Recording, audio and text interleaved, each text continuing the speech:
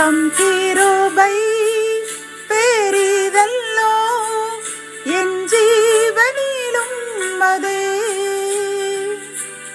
இம்மட்டும் காத்ததுவே. இன்னும் தேவை கிருபை தாருமே, இன்னும் தேவை கிருபை தாருமே. கர்த்தரும் இரட்சகருமாகிய இயேசு கிறிஸ்துவின் ஈடு இணையற்ற நாமத்தில் சேனைகளின் கர்த்தர் ஊழியத்தின் மூலம் 27/11/2024 இந்த நாள் உங்களுக்கும் உங்கள் சந்ததிக்கும் மகிழ்ச்சியின் நாளாக அமையப் போகிறது என்று மனதார வாழ்த்துகின்றேன். இன்று நாம் அறியவிருக்கும் கிருபையின் வார்த்தைகள் ஆதியாகமம் 39 அதிகாரம் 2 வசனம். அவன் காரிய சித்தி உள்ளவனானான். கத்தோலிக்க வேதாகமம் இவ்வாறு கூறுகின்றது. அவர் சிறப்புற்றவராக தம் எகிப்திய தலைவனின் இல்லத்தில் வாழ்ந்து வந்தார் என்கின்றது.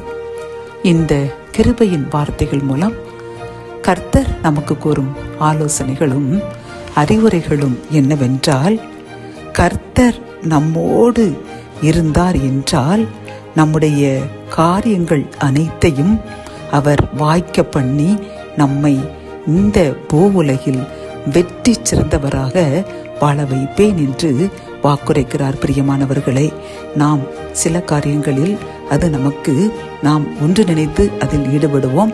ஆனால் நாம் நினைத்த பலனை அது தர முடியாது. காரணம், கர்த்தர் நம்முடன் இல்லை என்று நாம் அதை நினைத்துக் கொள்ள வேண்டும். கர்த்தர் நம்முடன் இருக்கும் பொழுது நாம் எந்த காரியத்தை நாம் செய்தாலும் அது முழுவதும் வெற்றிகரமாக நமக்கு காணப்படும். ஆகவே நாம் இன்றிலிருந்து யோசேப்புடன் கர்த்தர் இருந்தார். அவர் எந்த ஒரு செயல் செய்தாலும் கர்த்தருக்கு பிரியமற்ற காரியத்தை அவர் செய்ய மாட்டார். அவர் மனிதர்களே இல்லாமல் அவர் மட்டுமே இந்த போத்திபாருடைய அரண்மனையில் அவருடைய மனைவியும் அவர் மட்டுமே இருந்தார்கள். ஆனால் யோசேப்பு கர்த்தர் பார்க்கின்றார். அவருக்கு விரோதமாக நான் பாவம் செய்ய மாட்டேன் என்று அவன் பாவத்திற்கு விலகி ஓடினான். இப்படி அவன் வாழ்ந்ததினால்தான் கர்த்தர் அவனுடைய காரியங்கள் எல்லாவற்றையும் சித்திக்க செய்து வாய்க்க செய்து அவரை மேன்மைப்படுத்தினார். ஆகவே நாமும் இன்றிலிருந்து கர்த்தருக்கு பிரியமற்ற காரியங்கள் எதையும் செய்யக்கூடாது. அது எப்பேற்பட்ட காரியமாக இருந்தாலும் சரிதான். அந்த காரியத்தை செய்தால் நமக்கு பேரும் புகழும் அள்ளி தருவதாக இருந்தாலும் சரிதான். நம் கர்த்தருக்கு விரோதமாய் பாவம் செய்யாமல் மிகுந்த பரிசுத்தமாக வாழ்ந்தோம் என்றால், பிரியமானவர்களை, கர்த்தர் நம்மையும் நம் சந்ததியையும் காரிய சித்தி உள்ளவர்களாக மாற்றுவார். நாம் எந்த காரியங்கள் எடுத்தாலும் அது முழுமையான வெற்றியை தந்து நம்மையும் நம் சந்ததியும் ஆசீர்வதிப்பார். ஜெபம். என் அன்பு தகப்பனே, இந்த கிருபையின் வார்த்தைகள் மூலம் நாங்கள் உமக்கு கீழ்ப்படிந்து மிகுந்த பரிசுத்தராக வாழும் பொழுது எங்கள் காரியங்கள் அனைத்தையும் வாய்க்க செய்வேன் என்று நீர் தந்த இந்த வாக்குத்தத்திற்காக கோடி நன்றியப்பா.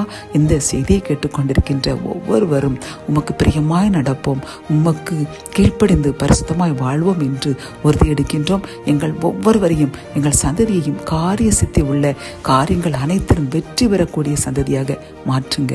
மீட்பர் இயேசுவின் மூலம் ஜெபம் கேளும் நல்ல தகப்பனே. ஆமேன்.